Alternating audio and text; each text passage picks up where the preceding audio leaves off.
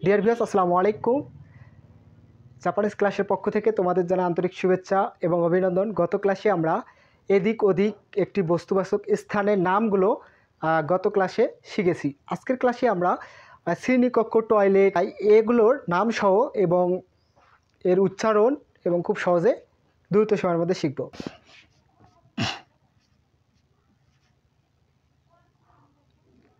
তাহলে কিও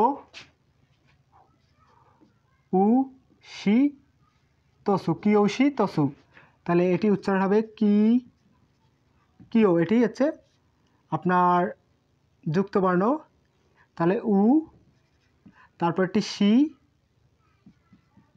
কিয়ৌশি তসু, কিয়ৌশি তসু মানে ক্লাসরুম বা শ্রেণীকক্ষ,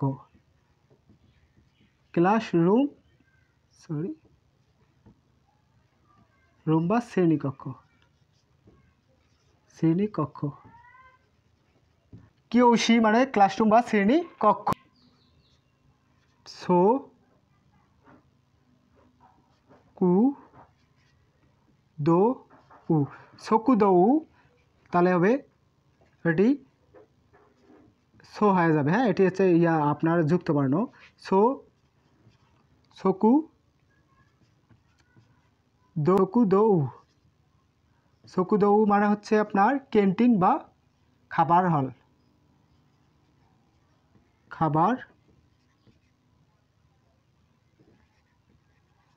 বা ক্যান্টিন।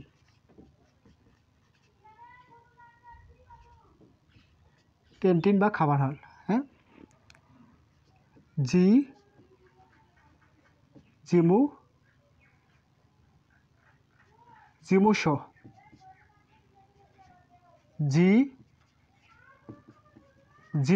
জিমুশো মানে অফিস, জিমুশো মানে অফিস। কাইগি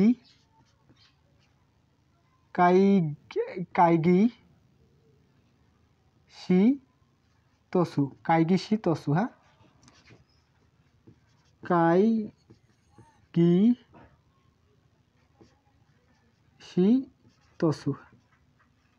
কাইগি শি তসু মানে হচ্ছে রিসিপশন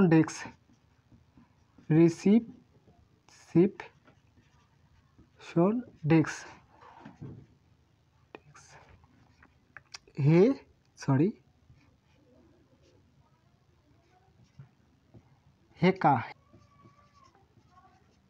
হেকা রুম বা কক্ষ। তারপর হবে অতে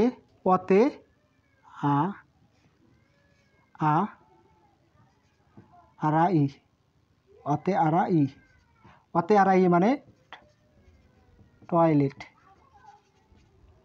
অতে আরাই, সরি আমরা এটা বাংলাটা লিখতেই মনে থাকে না জানি।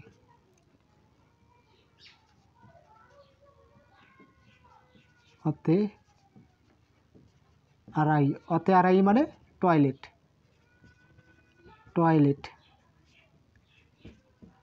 অতে আরাই মানে টয়লেট। উচ্চি মানে উচ্চি মানে বাড়ি বা বাসা তো চিনেন। তারপর সেন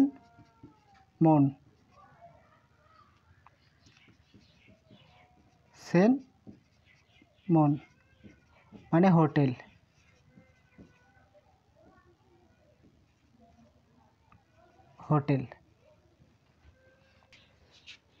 কিও উ শি তসু মানে ক্লাসরুম বা শ্রেণীকক্ষ।